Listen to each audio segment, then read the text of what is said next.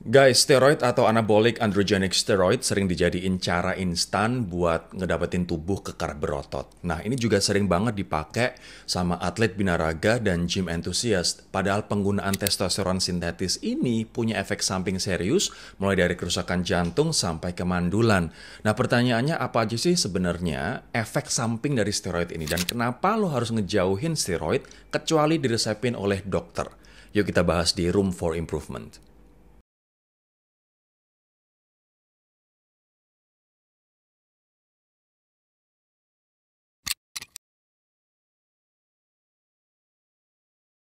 Disclaimer dulu, gue bukan dokter, tapi sebagai pegiat gaya hidup sehat dan gym enthusiast selama 20 tahun terakhir, gue nggak terlepas dari riset dan banyak bacaan kesehatan. So, video ini bukan pendapat medis, tapi hasil riset mendalam dari banyak sumber, guys. Kita kenalan dulu sama sosok Joe Lindler, atau lebih dikenal sebagai Joe Aesthetics. Buat gym enthusiast, tentu udah nggak asing lagi sama dia. 30 Juni 2023, the most famous German fitness influencer yang juga dikenal sebagai co-owner food supplement dengan nama brand Huge Supplements ini meninggal karena aneurisma. Aneurisma adalah benjolan pada pembuluh darah yang dikarenakan kelemahan pada dinding arteri.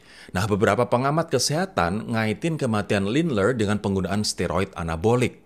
Ada juga bodybuilder Inggris namanya Neil Curry yang meninggal di usia 34 tahun karena alasan drug related. Orang tuanya curiga kematian peserta Mr. Olympia ini karena ketergantungannya bertahun-tahun pada steroid. Bahkan steroid juga mempengaruhi kesehatan mental Curry sehingga dia sering depresi dan menyendiri. Nah, biar all clear, kita mesti tahu dulu apa sih sebenarnya steroid itu.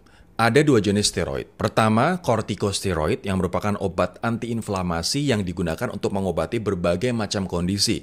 Misalnya asma, kemudian penyakit paru, obstruktif kronis atau PPOK, eksim, dan artritis. Kedua adalah steroid yang sering digunakan gym enthusiast bernama steroid anabolik. Ini adalah testosteron sintetis buatan manusia.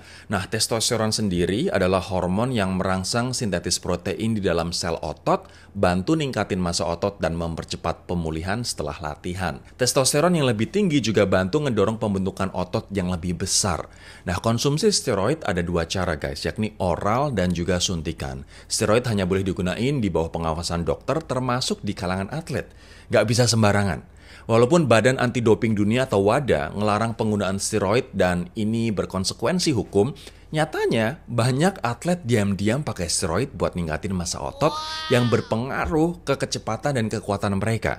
Banyak atlet juga yang kesandung skandal doping karena di tubuhnya ditemukan kandungan steroid anabolik ini. Nah, steroid juga dipakai atlet olahraga kekuatan kayak bodybuilding. Kendati ilegal, pemakaian doping steroid terus terjadi. Penelitian nunjukin kalau kelompok terbesar pengguna steroid adalah laki-laki dewasa muda berusia produktif antara 20-40 tahun yang ingin punya tubuh berotot dalam waktu singkat. Studi dalam Journal of Clinical Endocrinology and Metabolism nunjukin sebanyak 1-5% populasi dunia pernah pakai steroid anabolik bukan karena alasan kesehatan, tapi demi punya tampilan yang ideal. Sementara di kalangan atlet, alasan penggunaan steroid fitness seringkali didorong oleh hasrat kompetitif demi ningkatin performa. Tapi, ada kalanya dokter ngeresepin anabolic steroid bagi kondisi tertentu. Ini misal kayak tubuh yang nggak cukup memproduksi testosteron atau bagi penderita muscle loss, misalnya penyintas AIDS, penyakit paru obstruktif kronis PPOK, kanker, penyakit hati, dan penyakit ginjal.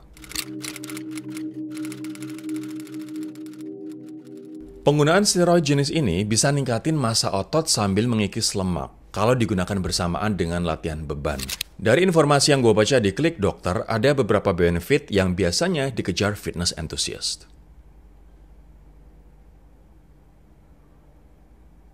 Yes, latihan beban memang bisa banget buat ningkatin massa otot, tapi it takes time. Sedangkan dengan bantuan anabolic steroid, massa otot lebih cepat terbentuk. Soalnya steroid mempercepat sintetis protein yang bakal ngefek ke pertumbuhan otot yang lebih cepat. Nah, penggunaan anabolic steroid dapat ningkatin jumlah sel darah merah dan kapasitas oksigen. Ini yang bikin penggunanya bisa lebih kuat dan tahan lama latihan repetisi, angkat beban, yang pada akhirnya berdampak pada pembentukan otot maksimal. Nah guys, cara kerja pembentukan otot itu sebenarnya ada di pemulihannya. Angkat beban dapat ngerusak jaringan otot.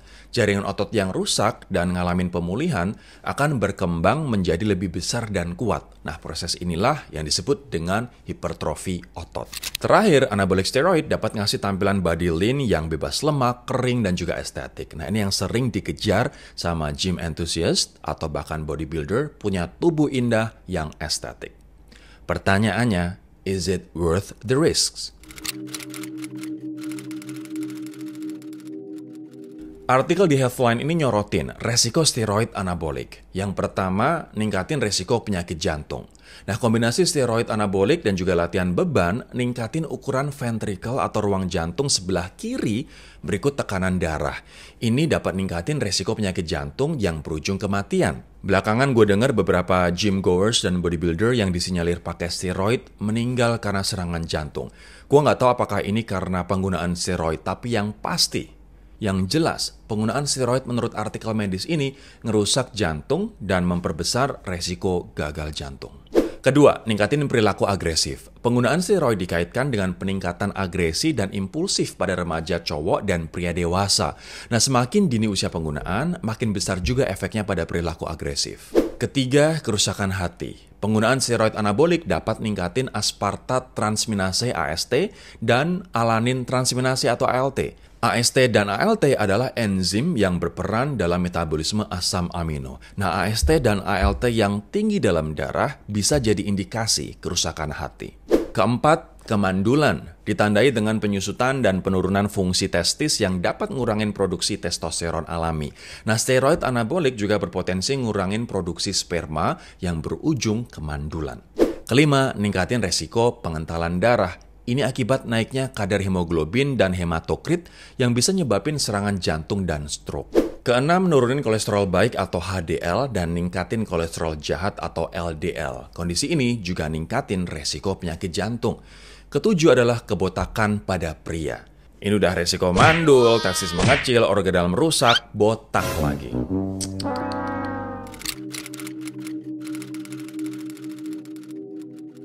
Trust me, ada cara lain buat ngegedein otot, bagusin badan selain pakai steroid. Pertama, konsumsi protein yang cukup. Nah, protein adalah blok jaringan utama guys pembentuk otot. So, kalau mau berotot ya tingkatin konsumsi proteinnya. Berapa banyak sih asupan protein yang diperlukan?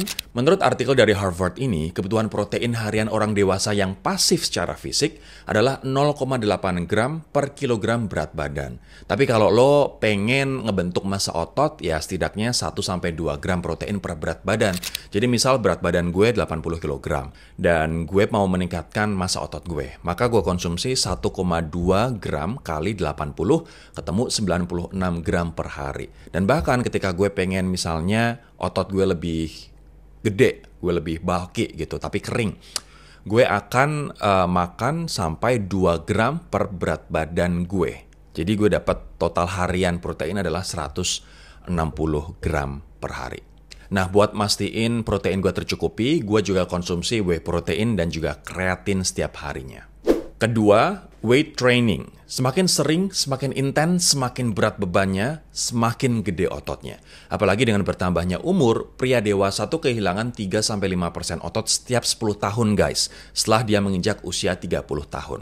Nah, latihan beban nyebabin kerusakan kecil otot, tapi kerusakan ini bagian penting dari proses ngebangun otot. Otot yang rusak akan diperbaiki dan diperkuat jadi lebih besar dan kuat.